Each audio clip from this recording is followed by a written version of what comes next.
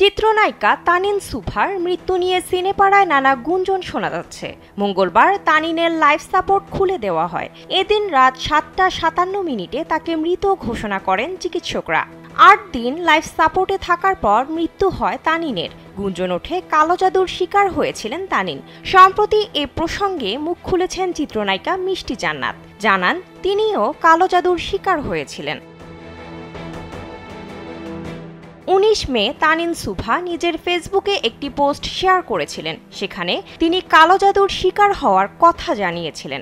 অল্প বয়সে তানিনের না ফেরার দেশে পাড়ি জমানোর বিষয়টি মেনে নিতে পারছে না তার ভক্ত ও সহশিল্পীরা। তারপর থেকেই নেটিজেনরা ধারণা করছেন কালো জাদুর কারণেই মৃত্যু হয়েছে এই অভিনেত্রীর।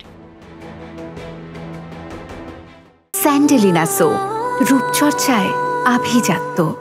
এদিকে চিত্রনায়িকা মিষ্টি জান্নাত এক ফেসবুক স্ট্যাটাসে নিজেও কালো জাদুর শিকার হয়েছিলেন বলে জানান। এরপর থেকে সোশ্যাল মিডিয়ায় তৈরি হয়েছে নানা রকম আলোচনা সমালোচনা।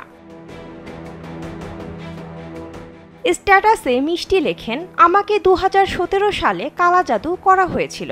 আমি জানি এটার ভয়াবহতা। আমি কলকাতার একটি হাসপাতালে আইসিইউতে ছিলাম 22 দিন। আমার সমস্ত শরীরে পানি জমেছিল। তখন আমার মিডিয়াতে টপ হাইপ ছিল, একের পর এক সিনেমা ছিল। তারপর থেকে আমি সব কাজ কমিয়ে দিয়েছি।